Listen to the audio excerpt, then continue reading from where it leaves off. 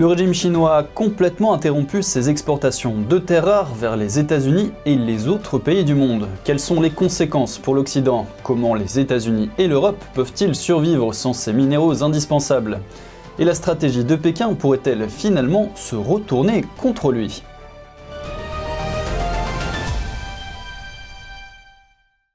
Bonjour à tous, aujourd'hui on va parler d'un marché stratégique dominé par la Chine, celui des terres rares. Elle contrôle plus de 90% de la production mondiale de certaines terres rares comme l'yttrium, le dysprosium et le terbium.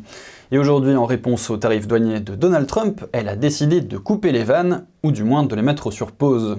Les terres rares constituent un groupe de 17 métaux aux propriétés magnétiques, catalytiques et optiques, et derrière des noms exotiques comme le samarium, l'europium ou le galodinium se cachent des éléments absolument cruciaux pour notre technologie moderne.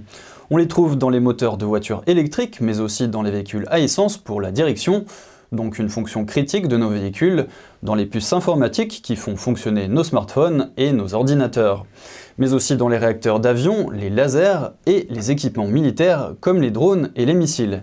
Bref, ils sont absolument partout. Et contrairement à ce que leur nom suggère, les terres rares ne sont pas particulièrement rares dans la croûte terrestre. Par contre, leur extraction et leur raffinage sont complexes, coûteux et souvent polluants. Alors, quand les pays occidentaux ont délocalisé cette activité polluante sans se soucier des conséquences stratégiques, Pékin a investi massivement dans l'exploitation et le raffinage de ses ressources. Sa position monopolistique n'est donc pas le fruit du hasard, mais bien celui d'une stratégie délibérée, mise en place depuis des décennies. Celle-ci lui donne aujourd'hui les moyens, en limitant délibérément les licences d'exportation, d'asphyxier les chaînes de production d'innombrables entreprises qui n'ont aucune alternative viable à court terme. Cette position dominante lui confère aujourd'hui un pouvoir considérable, dont elle a d'ailleurs déjà fait usage. Ainsi, en 2010, Pékin avait imposé un embargo de 7 semaines sur les exploitations de terres rares vers le Japon en raison d'un conflit territorial. Le régime chinois avait alors clairement démontré sa volonté d'utiliser ces ressources comme levier géopolitique. Du coup, de leur côté, les industriels nippons semblent avoir retenu la leçon. Ils maintiennent aujourd'hui des stocks pour plus d'1 an d'approvisionnement. Sauf qu'ils sont loin d'être les seuls en position de faiblesse dans l'équation des terres rares. Pour nombre de pays, l'urgence est désormais à la recherche de solutions alternatives, mais à court terme, les options sont limitées.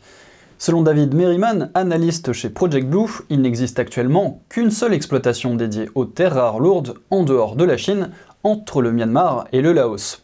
À plus long terme, plusieurs pistes sont explorées. Le recyclage des terres rares contenues dans les produits en fin de vie pourrait notamment devenir une source importante. En Europe, Solvay avait lancé dès 2007 un vaste programme de recherche et développement dans le domaine du recyclage des terres rares. Ce programme s'est traduit en 2012 par la création sur ces sites de Saint-Fons et de La Rochelle d'unités de recyclage des terres rares contenues dans les lampes à économie d'énergie et dans les batteries nickel métal hydrure usagées, ainsi que dans les chutes de production des fabricants d'aimants permanents. Une initiative pionnière, mais qui elle aussi ne peut répondre qu'à une fraction des besoins.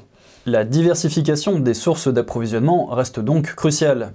Des projets miniers sont en développement au Canada, en Australie et dans plusieurs pays africains, mais la mise en exploitation de nouvelles mines prend du temps, généralement entre 5 et 15 ans, et nécessite des investissements considérables. L'alternative et la solution de facilité pour la plupart des pays serait de négocier des droits de licence avec la Chine. Mais il est peu probable qu'ils se joignent à elle, car le régime chinois traîne derrière lui un lourd passif, à commencer par son excédent commercial proche de 1000 milliards d'euros. Celui-ci est le fruit d'années de manipulation de marché, de dumping, de vol de propriété intellectuelle et d'un système judiciaire opaque. L'Amérique à elle seule représente 1/3 de cet excédent, tandis que l'Europe et l'Asie représentent les 2 autres tiers. De plus, si des pays comme le Panama pensaient autrefois que l'initiative chinoise de la ceinture et la route était avantageuse, ils ont rapidement réalisé qu'ils se faisaient exploiter. Car rien n'est gratuit avec la Chine, dans le sens où le prix à payer est finalement bien plus grand qu'avec d'autres puissances. On sait aujourd'hui que sa politique de la route de la soie est principalement conçue pour manipuler des pays stratégiquement situés, les endetter et les soumettre pour finalement en faire des points de blocage en période de tension mondiale. Mais les opérations de propagande mondiale du Parti communiste chinois tendent à faire oublier beaucoup de choses. notamment sa capacité à avancer ses pions avec un cynisme à toute épreuve. Prenons l'exemple le plus connu. La plupart des pays du monde reconnaissent maintenant que le plus probable est que l'épidémie de Covid-19 soit née dans le laboratoire de virologie de Wuhan, sous les auspices de l'armée populaire de libération. Le monde se souvient aussi que la Chine et l'OMS, sous influence chinoise, ont menti à plusieurs reprises sur les origines et la propagation du virus. Peut-être vous souvenez-vous que lorsqu'il a appris l'épidémie, le régime chinois a interrompu tous les vols intérieurs depuis Wuhan, alors que dans le même temps, il continuait d'autoriser les vols long courriers vers les grandes villes européennes et américaines. Que ce soit sur l'origine du virus, la gestion opaque de la crise, les mensonges répétés de la Chine et de l'OMS, tous ces éléments ont laissé des traces dans l'opinion publique mondiale. D'autant que la Chine est le seul grand pays à avoir réprimé une minorité ethnique entière avec plus d'1 million de Ouïghours et à institutionnaliser le prélèvement forcé d'organes sur les prisonniers de conscience que sont les pratiquants de l'école bouddhique Falun Gong. Donc, avec tout ça, aujourd'hui, rares sont les pays qui croient encore à la transparence chinoise. La défiance s'est même installée chez ses alliés comme la Russie ou l'Inde, qui gardent en mémoire des décennies de tensions frontalières. Dans ce contexte, la stratégie américaine, elle, est limpide. L'idée est de convaincre les alliés de ne pas se tirer une balle dans le pied en rejoignant la Chine. Si l'Europe, le Japon, la Corée du Sud et Taïwan acceptent de revoir les règles du jeu pour plus d'équité, les États-Unis sont prêts à ouvrir leur marché à leurs produits, ce qui réduirait la dépendance à l'égard de la Chine. L'objectif serait d'éroder progressivement la position dominante de Pékin tout en offrant aux partenaires des alternatives crédibles. C'est un pari risqué mais calculé. À court terme, l'Occident pourrait souffrir, il faudrait réorganiser les chaînes d'approvisionnement, trouver de nouveaux fournisseurs et absorber le choc de la transition. Mais sur le long terme, ce serait la Chine qui serait perdante. Son économie largement dépendante des exportations pourrait vaciller si le marché américain se fermait. Et dans une société peu habituée à la contestation, voire un tiers de la main-d'œuvre des usines exportatrices au chômage, serait un défi politique majeur pour Xi Jinping. Le cœur de la stratégie américaine est donc la patience. D'abord, isoler la Chine, signer des accords de bon compromis avec les alliés, puis revenir à la charge contre Pékin. Si la Chine persiste dans sa logique de confrontation, elle risque de subir un effet domino, perte de débouchés, fuite de capitaux, défiance accrue, isolement diplomatique. L'histoire économique montre que les pays qui surprotègent leur marché et accumulent les excédents finissent souvent par perdre la bataille, car ils sont plus dépendants de l'extérieur que l'inverse.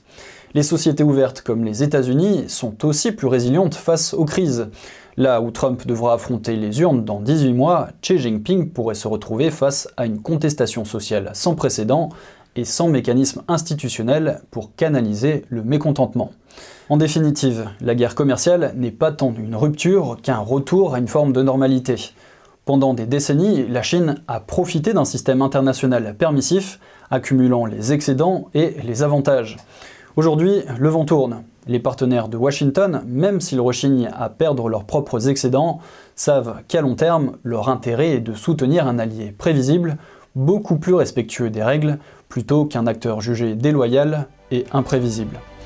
C'est la fin de ce journal, merci à tous de l'avoir suivi, demain vous retrouverez Vladia pour une nouvelle édition, très bon après-midi et à demain.